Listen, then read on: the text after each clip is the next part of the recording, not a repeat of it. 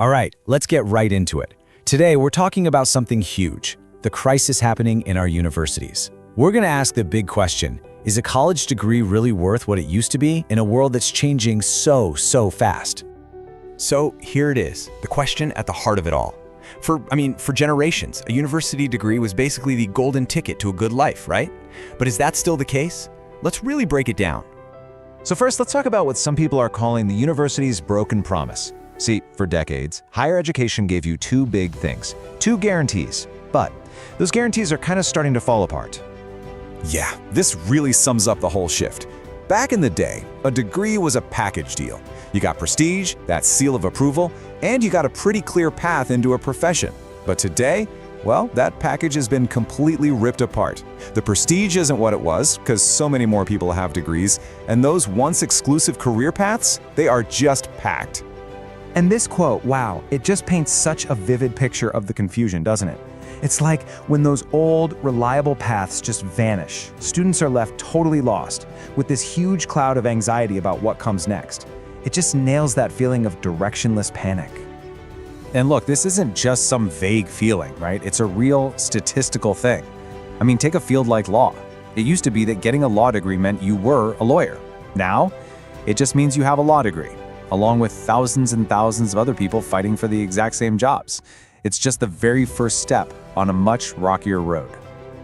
And that leads us straight into the second major problem. It's not just about having too many graduates. It's that there's this fundamental mismatch between what universities are teaching and what the economy actually needs. And the numbers on this, they are genuinely shocking. Take a look at this number, 62%. Before I even tell you what it means, just let that sink in for a second. It represents a massive breakdown in the whole system.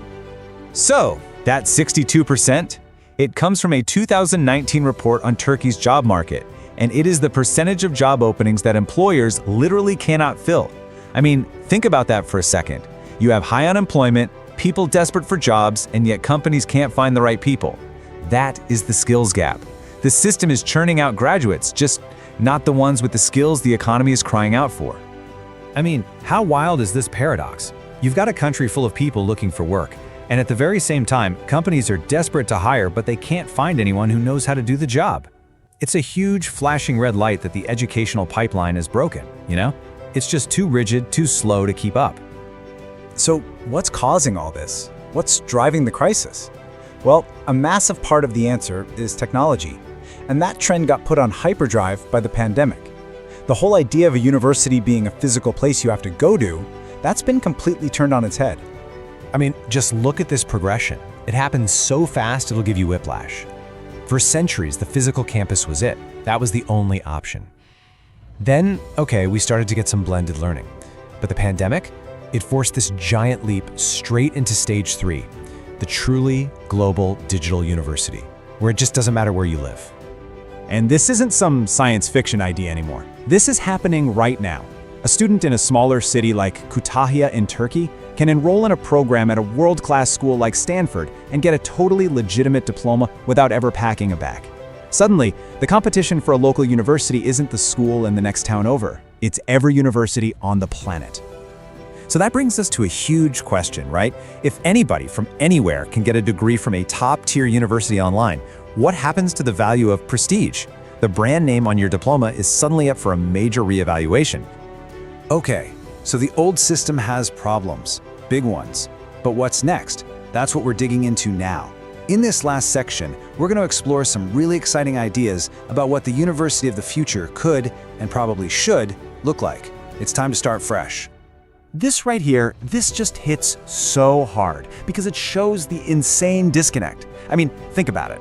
You've got a 9-year-old learning by building these incredibly complex, dynamic worlds in Minecraft. They're solving problems, they're creating systems.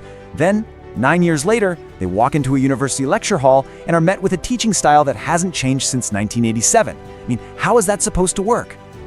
So that leads us to a really simple but kind of revolutionary question. Why is university 4 years? I mean, really, why? Is that number based on some profound educational science, or is it just how it's always been done? What if we just blew that whole model up? So here's a fascinating idea from our source material. Imagine a 9-year university. But wait, hear me out. It's not 9 years in a classroom. Instead, each year is just 3 months of intense theory, followed by 9 months of actual, practical, hands-on work out in the industry. The goal completely shifts. It's not about getting a piece of paper anymore. It's about building a real portfolio of skills you can prove you have. And professors? They become more like mentors and industry partners. This kind of model directly attacks that skills gap we talked about, and it redefines prestige, not by the name on your diploma, but by what you can actually do. And you know what? We're already seeing this happen with all these new learning platforms popping up. They work because they're built on a totally different philosophy. They have amazing, high-quality content from people who are actual experts in their field. They're built for people who want to be there, and they focus like a laser on skills you can actually go out and use tomorrow. So, as we wrap this up, I really want to leave you with this final thought. The old model is definitely in trouble, yeah? But that also creates this incredible opportunity. So if you could just throw out all the old rules, start with a blank page, what kind of university would you build? What do we need to prepare people for the future that's already here? It's a question we all really need to start thinking about.